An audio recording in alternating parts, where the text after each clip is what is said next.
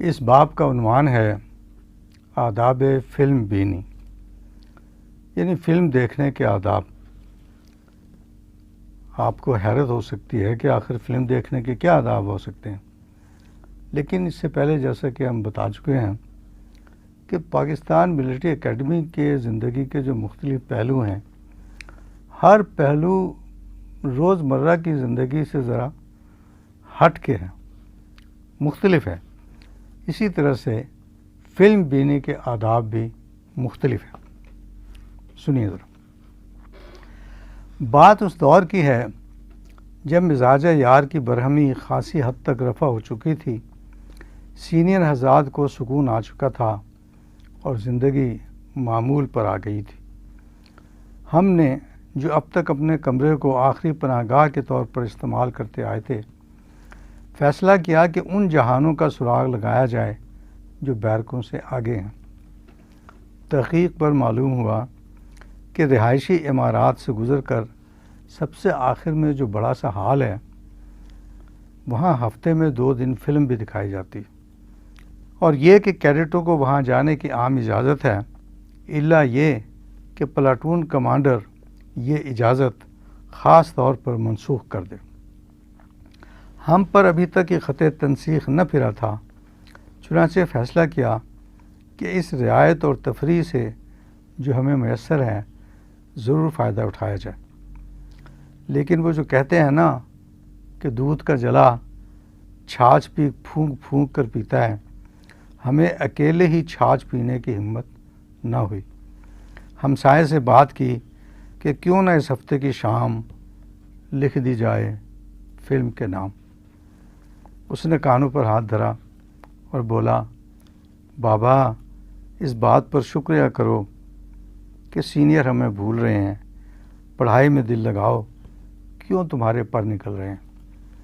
لیکن صاحبو، یہ پر ہی تو ہوتے ہیں نا جو پورے چاند کی رات چکوری کو چندہ کی طرف پرواز کا عزم عطا کرتے ہیں۔ ہم نے کنوینسنگ جاری رکھی اور بالآخر اپنے ساتھی کو فلم دیکھنے پر آمادہ کر لیا۔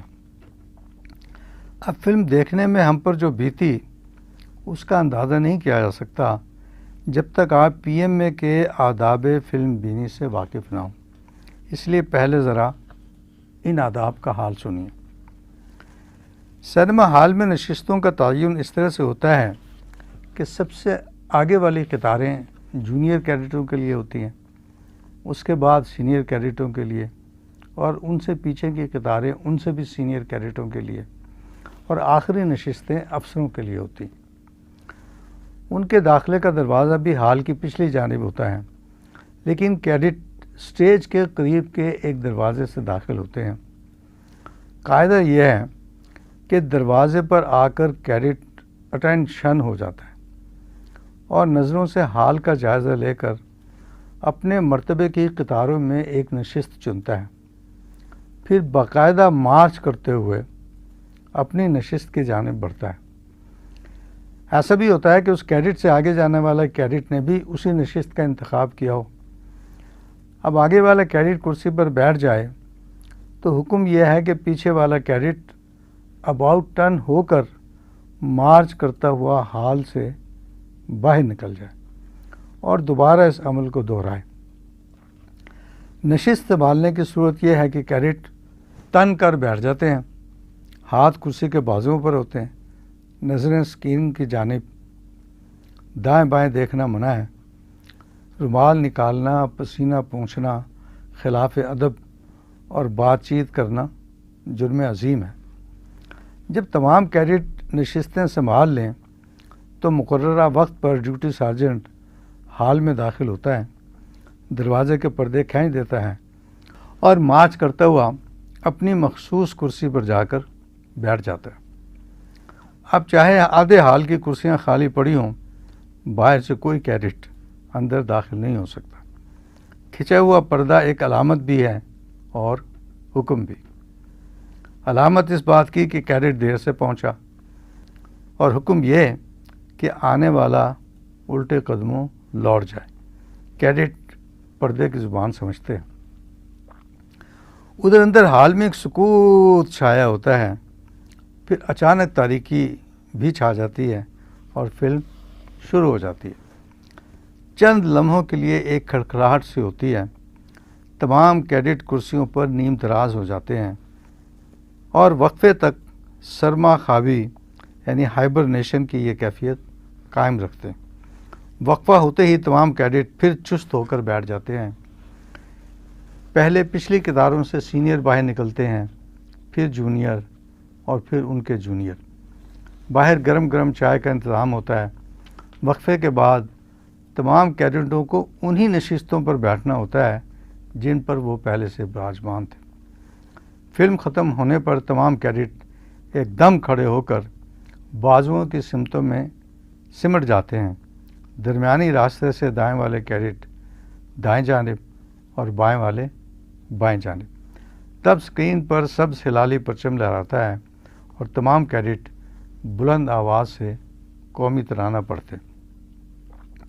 ترانہ ختم ہونے پر پہلے افسر باہر جاتے ہیں۔ آخری افسر باہر جانے سے پہلے بآواز بلند کہتا ہے، جنٹلمین کیری آن۔ تب پہلے ڈیوٹی سارجنٹ دروازے کی طرف بڑھتا ہے، پردہ سرکاتا ہے اور باہر چلا جاتا ہے۔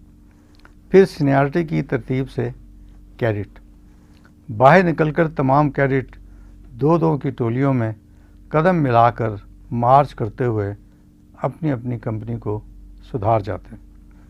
مقصد اس ساری ڈرل کا یہ کہ کیڈٹ کے لاشعور میں یہ بات بٹھا دی جائے کہ تفریح کے لمحات بھی کسی ضابطے کے پابند ہونے چاہئیں۔ بے خودی اور سرشاری کے عالم میں بھی ایک فوجی کو عقل و خرد کا دامن ہاتھ سے نہ چھوڑنا چاہیے۔ اب سنیے ہماری داستان۔ ہم اکیڈمی ذرا تاخیر سے پہنچے تھے، اس لیے مختلف جگہوں کے آداب کے ابتدائی اسباق سے محروم رہ گئے تھے۔ میس میں ہم پر جو گزری اس کا حال سنا چکے۔ یہی حال دوسری جگہوں کا تھا۔ جہاں جہاں روزمرہ کی ضروریات کے لیے جانا پڑتا تھا وہاں کے قواعد سے تو واقفیت ہو چکی تھی، لیکن فلم کے بارے میں کسی نے ہمیں نہ بتایا تھا اور نہ ہم نے کسی سے پوچھا۔ ہماری جانے بلا کہ فلم دیکھتے ہوئے بھی یہاں پریڈ ہوگی، سینما ہال نہ ہوا، ڈرل سکیئر ہو گیا۔ اپنے ہمسائے جی سی منور کے ساتھ قدم ملاتے ہم سینما ہال پہنچے۔ باہر کیڈٹ مختلف ٹکڑیوں میں بٹے خوش گپیوں میں مصروف تھے۔ ڈیوٹی سارجنٹ کی آواز ابھری، موو آن، تو کیڈٹوں نے ایک ایک کر کے اندر جانا شروع کر دیا۔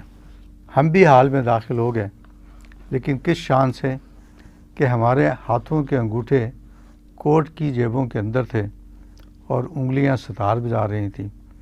خرامہ خرامہ چلتے ہم آگے بڑھے تو دیکھا کہ گھبرائے کیڈٹ سینما ہال میں بھی باقاعدہ مارچ فرما رہے ہیں۔ ہمیں ان پر حیرت ہوئی۔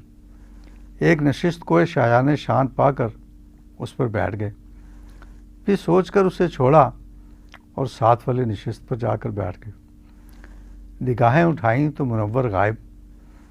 ہم اپنی جگہ پر کھڑے ہو گئے، دیکھا منور درمیانی راستے سے پرلی جانب کی ایک نشست پر بیٹھ رہا ہے۔ ہم نے ہانک لگائی، منور ادھر آ جاؤ، میں نے تمہارے لیے یہ سیٹ رکھی ہوئی ہے۔ شکریہ تم بیٹھو، یہ شرافت مجھے بڑے دنوں کے بعد ملا ہے، میں ذرا اس سے کوئی گپ شپ لگا لوں۔ ہم دائیں پیر کو بائیں گھٹنے پر رکھ کر بیٹھ گئے اور پیر سے حال میں ابھرتی موسیقی کو تان دینے لگے۔ تھوڑی دیر میں ہمارے دائیں بائیں کی نشستیں بھی بھرنا شروع ہو گئیں۔ اچانک ہمیں محسوس ہوا کہ دائیں والا کیڈٹ ہم سے کچھ کہنے کی کوشش کر رہا ہے۔ اس کے بائیں ہاتھ کا دباؤ ہمارے ہاتھ پر سخت ہو رہا تھا اور وہ زیر لب کچھ بڑبڑا رہا تھا۔ ہم نے کان اس کے قریب کیے تو اس کی سرگوشی میں گھبراہٹ بھی شامل ہو گئی۔ خدا کے لیے پرے ہٹو، سیدھے ہو کر بیٹھو۔ ہمیں اس پر سخت غصہ آیا۔ پوچھا، اور تم فلم دیکھنے آئے ہو یا ڈرل کرنے؟ آرام سے بیٹھو۔ اس نے ہاتھوں کی انگلیوں سے پیچھے ہٹنے کا اشارہ کیا اور سن ہو گیا۔ کیا واحیات کیڈٹ ہے، ہم نے دل میں سوچا اور حال کی خوبصورتی کا جائزہ لینے لگے۔ سرخ گہرے رنگ کے ریشمی پردے، جھالریں، سلوٹیں، منقش چھت، آویزاں فانوس، دیواروں پر لگے مختلف فریم اور فریموں میں سجے ہوئے خوبصورت مناظر، اور یہ سارے کیڈٹ ہمیں ہی کیوں گھور رہے ہیں؟ دیواروں کا جائزہ لیتے لیتے ہم ذرا ترچھے ہو گئے تھے اور گردن کچھ گھوم گئی تھی۔ دیواروں سے نظر پھسلی تو دیکھا کہ پیچھے بیٹھے سارے سینئر کھا جانے والی نظروں سے ہمیں گھور رہے تھے۔ ہماری گردن جلدی سے واپس آ گئی۔ سوچا یہ کیا ماجرا ہے؟ یہ سارے سینئر کیڈٹ ہمیں کیوں گھور رہے ہیں؟ دل کو تسلی دی کہ خام خواہ تمہیں غلط فہمی ہوئی ہے، بھلا تمہیں کیوں گھورنے لگے یہ کیڈٹ؟ پہلو بدل کر ہم نے دوسری جانب کی دیوار کو دیکھنا شروع کر دیا اور کنکھیوں سے کیڈٹوں کو دیکھا تو ساری غلط فہمیاں دور ہو گئیں۔ ہم نگاہوں کا مرکز تھے۔ سنبھل کر بیٹھ گئے۔ بائیں والے کیڈٹ سے ہولے سے پوچھا کہ ہم سے کوئی غلطی ہوئی؟ اس نے ہاتھ کا اشارہ کیا اور بولا چپ۔ اب ہم نے غور شروع کیا تو خوف کی ایک لہر سی جسم میں سرایت کر گئی۔ یہ جو سب کیڈٹ بندوق بنے بیٹھے ہیں، آخر اس میں کوئی مصلحت ہے؟ اور یہ جو بلا استثناء ہر کیڈٹ مارچ کرتا ہوا اندر آ رہا تھا، تو انہیں کتے نے تو نہیں کاٹ کھایا تھا، کوئی حکم ہی ہوگا۔ اچھی بلی سردیوں میں ہمیں پسینہ آ گیا۔ رومال نکال کر پیشانی پر پھیرنا چاہا تو دائیں کیڈٹ کی سرگوشی سنائی دی، بند کرو رومال، بند کرو اسے، او خدا کے لیے کہاں سے آئے ہو تم؟ ہم نے رومال طے کرتے ہوئے ان سے پوچھا کہ رومال استعمال کرنا بھی جرم ہے؟ چپ، ان کی ہشت سنائی دی۔ اتنے میں ڈیوٹی سارجنٹ نے پردہ کھینچا اور باقاعدہ مارچ کرتے ہوئے ہال کے پیچھے کہیں گم ہو گیا۔ اچانک ہال میں تاریکی چھا گئی اور یکدم فلم شروع ہو گئی۔ کسی بلیڈ کو مشتہر کرتی کسی حسینہ کی مسکراہٹیں، نہ تاریکی کو چیرتے جلتے بجھتے بلبوں کا کوئی اشتہار، بلدیہ کی طرف سے شہر کو صاف رکھنے کی اپیل، نہ سگریٹ نوشی سے پرہیز فرمانے کی تلقین، آئندہ پروگرام کے چٹپٹے ٹریلر، نہ کسی کے حسن کے راز والی چھوٹی چھوٹی اشتہاری فلمیں۔ بس سیدھی سادی اصل فلم کا آغاز ہو گیا تھا۔ ہم اسی سوچ میں تھے کہ یہ کیا ہو رہا ہے کہ پیچھے سے تنبیہ نما ایک سرگوشی ابھری، اور تم نیچے نہیں سرک سکتے تو ایک گردن توڑ کر گود میں رکھ لو۔ ہم چپکے سے سرک گئے اور سب کچھ بھلا کر فلم دیکھنے لگے۔ یہ کوئی پنجابی فلم تھی، مار دھاڑ سے بھرپور اور مٹیارنوں کے ناچ گانوں سے لبریز، مزاحیہ کردار بھی تھے۔ کسی لطیفے پر ہمیں ہنسی آ گئی، کھل کر ہنسنا چاہا، لیکن ابھی کہکا چھت تک بھی نہ پہنچا ہوگا کہ ہم نے اس کا گلا دبوچ لیا۔ پورے حال میں کہہ کہہ کی آواز صرف ہماری تھی۔ انسان بھی کیا خوب ہے، اکیلے اکیلے اس سے غم جھیلے جاتے ہیں، نہ خوشیاں برداشت ہوتی ہیں۔ علم کے بادل چھا جائیں تو کوئی غم گسار ہوتا کسی خواہش کرتا ہے، بہاریں مسکرا اٹھیں تو رازدان ڈھونڈتا پھرتا ہے کہ دل کی لگی کہے بنا رہا نہ جائے۔ غم گسار اور رازدان ایک ہی کردار کے دو روپ ہیں۔ وہ ایک کردار جو ہمارے احساسات کا شریک ہوتا ہے۔ یہاں بھری محفل میں کوئی ہمارا شریک نہ تھا، ہم چپکے ہو رہے۔ وقفہ ہونے تک ہم خاصے سنبھل چکے تھے، لیکن ہونی ہو کر رہتی ہے، جو ہونا تھا وہ ہو چکا تھا۔ باہر آئے تو تمام سینئر بیک وقت ہم دو کیڈٹوں سے مخاطب تھے، اور تم سانپ کی طرح گردن کیوں ہلا رہے تھے؟ نواب کی طرح بیٹھا تھا شہزادہ، وہ اسے سردیوں میں بھی پسینے آتے ہیں۔ نہیں، یہ اپنی گرل فرینڈ کا دیا ہوا رومال دکھانا چاہتا تھا۔ وہ اس کی چال دیکھی تم نے؟ راجہ اندر کے دربار سے سیدھا یہیں آ گیا۔ وہ یہ اٹھ کر، میں پوچھتا ہوں تم پیدا کہاں ہوئے تھے؟ بڑی سریلی آواز ہے تمہاری، تم رہ نہیں سکتے تھے منور کو آواز دیے بغیر؟ ادھر منور بیچارہ ہمارا کہاں ماننے کی سزا بھگت رہا تھا، اور وہ شرافت بھی بھیگا بلا بنا کھڑا تھا جو کافی دنوں بعد منور کو ملا تھا اور جس سے وہ کچھ باتیں کرنا چاہتا تھا۔ سینئروں کے تابڑ توڑ سوالات کی بوچھاڑ میں ہم نے منمنانے کی کوشش کی، سر دیکھیں ہمیں معلوم نہیں تھا، غلطی ہو گئی، آپ ناراض ہیں تو ہم چلے جاتے ہیں واپس۔ تمہیں کہا کس نے تھا کہ فلم دیکھنے آؤ؟ ہماری تمام تر التجاؤں کے باوجود ہمیں واپسی کی اجازت تو نہ ملی، البتہ یہ حکم ضرور ملا کہ فلم ختم ہونے پر اپنے کارپورل کو رپورٹ کریں اور اسے اپنی حماقتوں کی کہانی سنا کر اس سے سزا کی فریاد کریں۔ وقفے کے بعد ہم کرسی پر نہیں کانٹوں کی سیج پر بیٹھے تھے۔ فلم ختم ہوئی تو ہم دونوں اپنے کمرے میں جانے کی بجائے سیدھے اپنے کارپورل کے پاس پہنچے۔ ہم سے پہلے ہی انہیں رپورٹ مل چکی تھی۔ جاتے ہی انہوں نے پوچھا، کر آئے ہو کمپنی کا نام روشن؟